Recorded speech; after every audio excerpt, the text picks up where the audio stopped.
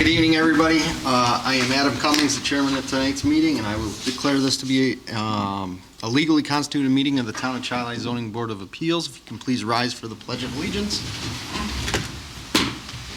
I pledge allegiance to the flag of the United States of America and to the republic for which it stands, one nation, under God, indivisible, with liberty and justice for all.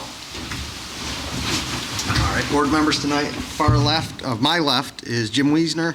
Matt Sinicola is on my immediate left. My immediate right is Fred Trott. Far right is Philip Supernault. Side table, we have Paul Wanzenried from the building department. Matthew Piston is our assistant town council. Sandy Hewlett is our stenographer. And we will hear each application in the order as they appear on the agenda. If you want a copy of it, it's on that cart back there. And at the conclusion of each public hearing, we will have a board discussion and a vote on the application. And the applicant will receive a letter from the building department within a week of whatever our decision might be. I do have to point out, in the event of an emergency, our exits are the entrance you came in here. Those two doors in the back all go to the same hallway. These doors on the side each go to the outside, to the back of the building. And if you have a cell phone or pager, please silence it just to prevent any interruptions. Any issues with signs, board members? I didn't see a sign at Kozel Steel. I entered the parking lot, drove around the building. All right, Paul, did they get a sign? Best of my knowledge, yeah. Okay, I didn't see it either. okay. Could you speak to where I'm assuming you're here for Kozel? Yeah, I was told the night the planning board one came down, the zoning board one went up, and it's same exact place. I haven't been to the site, but Okay. that's what the owner told me. I think they affixed it right to the fence that's out there. Okay. Council, do you see any issues why we wouldn't go? It sounds like they were given it and it was posted. I don't have a photo confirming it. I guess it comes down to a judgment call on the board whether they accept the information or not. I would say that the code is written that it doesn't have to be continuously maintained through the entire time. It just has to be put up, and then Right. if something happens that it gets blown down in the wind or something like that, it's still good. It still counts. Okay. Jim, when did you, I was there on Sunday. there today. I thought it was there earlier, but I can't testify on that. I'll admit I see signs there, but I can't, the writing's so Yeah. small, I don't stop to see if it's zoning board or planning board. I'll Yeah. admit to that. That's all I can say to it. I know there was a sign there, but The sign I saw attached to a fence was actually attached to, I think, the fence, or some kind of a gate, Yep. but it wasn't it wasn't our sign. Oh, I'm talking the white with the red letters, and then it's handwritten black. All right, well, we'll proceed. I feel comfortable with it. It's my judgment call, so we'll move on. Our public notice was adequate. So moving on, application number 1, application of Kozel Steel, Jeffrey Loeffler, 1150 Scottsville Road, Rochester, New York, 14624. The applicant, 1150 Scottsville Road LLC, at 1150 Scottsville Road, Rochester, New York, 14624, for a variance to permit, which is not permitted by code, front yard parking at the property located at 1150 Scottsville Road in the GB district. I'll bring up your application packet. And I'll bring up you guide me to where you want to go, but I'll zoom right to your building addition plan sheet that shows the front yard parking right there. Perfect. Good evening. Alex Ammering with Costage Engineering is agent for Kozel Steel. For the board's knowledge, Kozel Steel owns a hardware company called the Tool Ranch. They currently operate 2 locations, one in Ontario, New York, one in Lancaster, New York. Their lease is up in Ontario. That presented the opportunity to build a Rochester location right at their Kozel facility. When we were originally looking at this, we looked at a standalone building because they share a lot of administrative resources, I would say. We decided to connect the two buildings. Obviously, the Cozell office building is what you see on the drawing here. All the steel operation is in the rear of the parcel. It is about a 9-acre parcel, which you can't see most of it on here.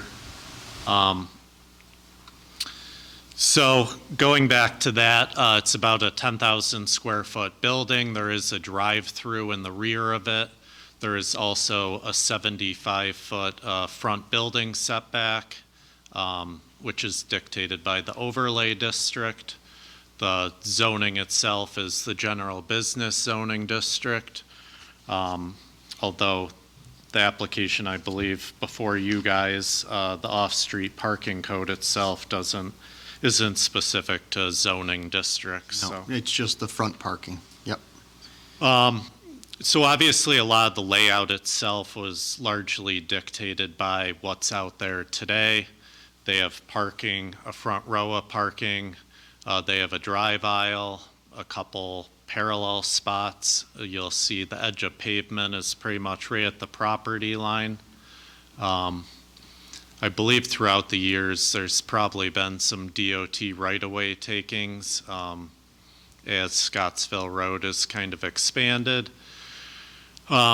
So again, going back to the layout, without reconfiguring a lot of what's out there today, we were somewhat forced into where the parking and the drive aisle went.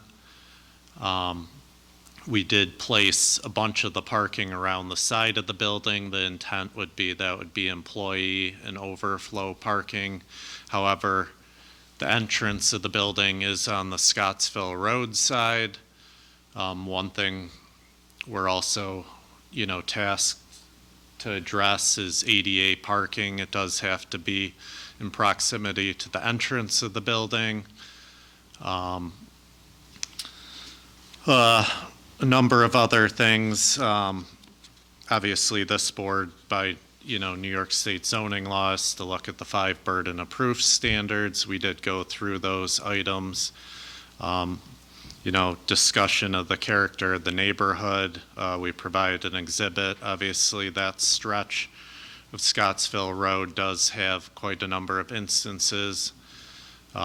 We acknowledge, from a new design standpoint, the benefits of not having front yard parking, but this scenario clearly does have some hurdles relative to what's out there today and what we can work with.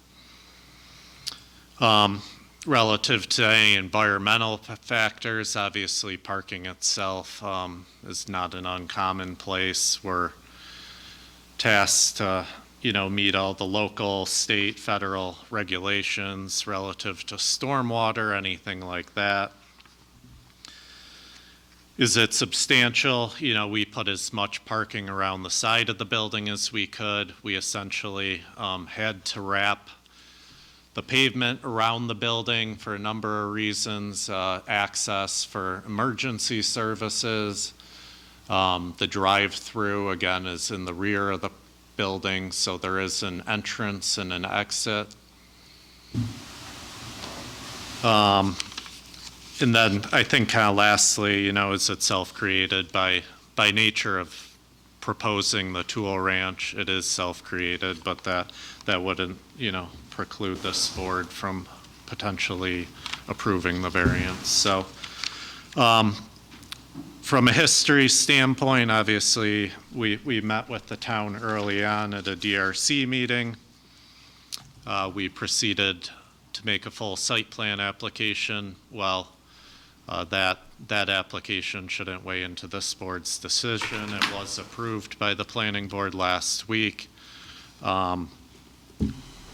This variance obviously being a condition we would have to satisfy. So I think with that being said, I'd obviously be happy to address any comments. And Okay. I'll jump right over to Jim. Any questions?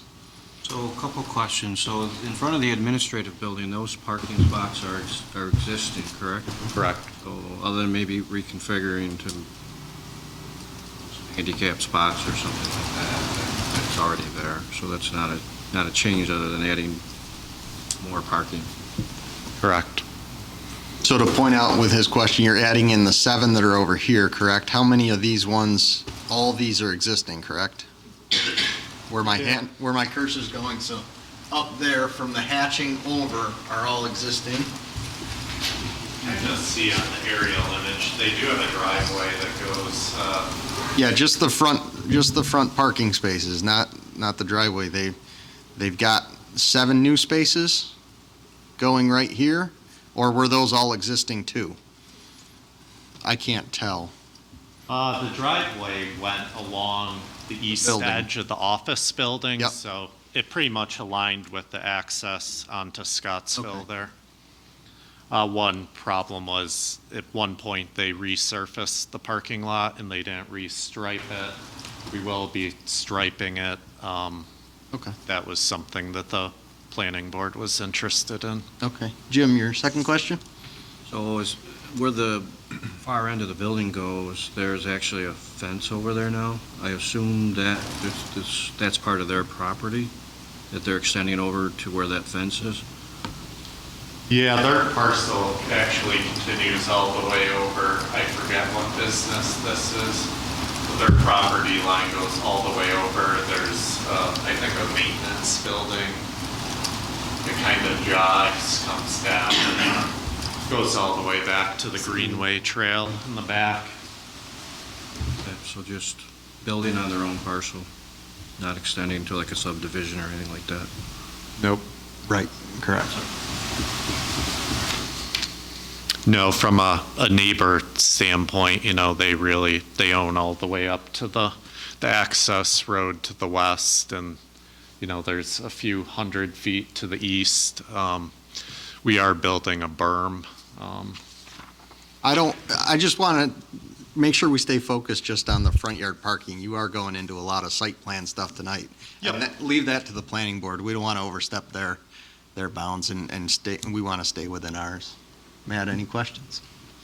Just the nature of the parking, is that driven by the square footage of the building and code, or is that by need of use, customer or employee numbers, or both?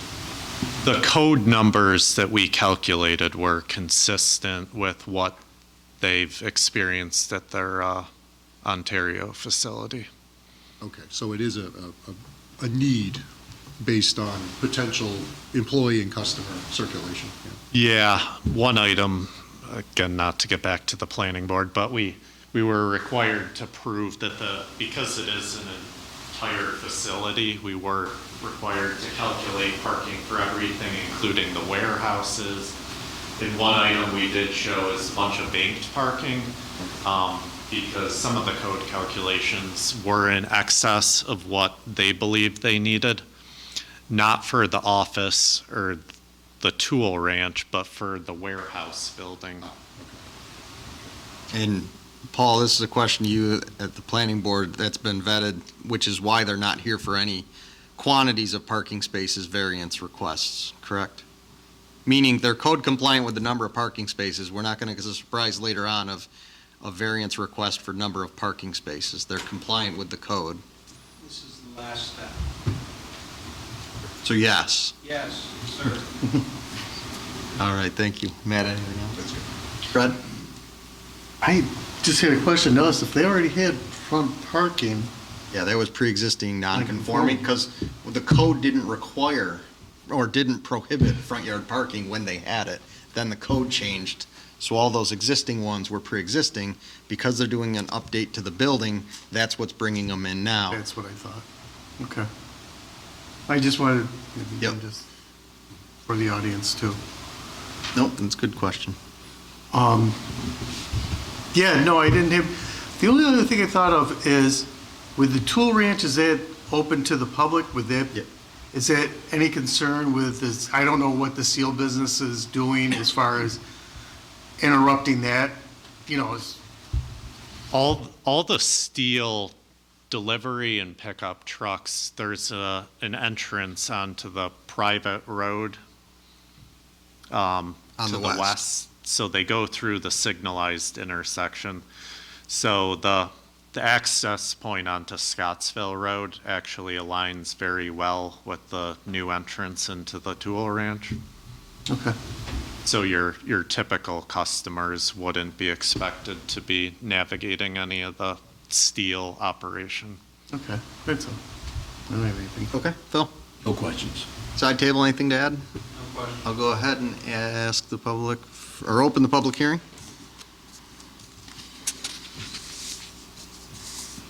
Not seeing any hands, ask for a motion to close the public hearing. Motion. A motion, is there a second?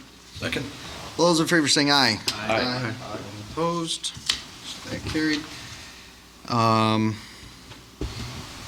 I will go ahead and declare the zoning board as lead agency, and based on the information evidence in this hearing, find this application to be an unlisted action of no significant environmental impact. Is there a second? Second? A second. All those in favor saying aye. Aye. Any opposed? Now I'd ask for a motion to adopt this application. So moved. We have a motion. Is there a second? Second? Board vote. Jim? Yes. Yes. Fred? Yes. Yes. I also vote yes. You're all set. Great, thank you For very coming in much. tonight. All right, application number 2 is the application of Philip G. Demkos, 431 Stottle Road, Scottsville, New York, 14546. The applicant owner for a variance to erect an accessory structure, a barn, with a proposed 37 feet 0 inches south side setback where 50 feet 0 inches is required at the property located at 431 Stottle Road in the AC District. Good evening. Hello, I'm Philip Demkos. Okay. And anything you'd like to add to what you're looking to do here? No, Okay. Jim, any questions? I don't believe so. Go on without me. Okay. Matt, any questions? No, I guess not. Fred? I'll claim ignorance here. I had a hard time understanding exactly where this is the building here. I'm sorry. Yes, that's the building. The proposed one. Yep, so it's 37 feet off of that side lot line because there's a jog in the property line. So he's 37 feet off there. The code requires him to be 50. If he pushes it further, he's closer to the house. And he owns the 11 and a half acres. So that's the rectangle that he's looking to put in. Why couldn't you bring it a little bit closer to the house? I have geothermal lines Good answer. in there, Uh-huh, so it would be, if I brought it any closer, it would be too close to the lines. okay. It's- That's a good obstruction. Yes? All set? Yes. Phil? No questions. Side table, anything? I will open up the public hearing. See, nobody interested in the audience, so I'll ask for a motion to close the public hearing. So moved. I have a motion. Is there a second? All those in favor saying aye. Aye. Any opposed? One condition will be that you'll have to get a building permit, so you've already started that process. So before you can start construction, you've got to get a building permit from them after our meeting tonight, if we do grant it. But I will declare the zoning board as lead agency, and based on the information and evidence at this hearing, find this application to be a type 2 action of no significant environmental impact. Is there a second? Second? Second. All those in favor saying aye. Aye. Any opposed? Now I'd like to ask for a motion to adopt this application with that one condition of approval. So moved. Have a motion. Is there a second? Second. Second. Board vote. Jim? Yes. Matt? Yes. Fred? Yes. Phil? Yes. I also vote yes, so you're all set, sir. Thank you, Thank you Jim. for the application, and good luck with the construction. Thank you very much. You're welcome. Have a good night. All right. Minutes from last month. Ask for a motion to accept and approve the minutes from the January meeting. So moved. We have a motion. Is there a second? Second? All those in favor saying yes, or aye? Aye. Aye. Any opposed? Anybody abstaining? I watched it, so I can. Okay, that's fair enough. I didn't think, I forgot about that we record these things. All right, so I will Next meeting is next March 25th, and I will make a motion to adjourn. Is there a second? Second. Second. All those in favor saying aye. Aye. All right. All right, any opposed? So meeting adjourned.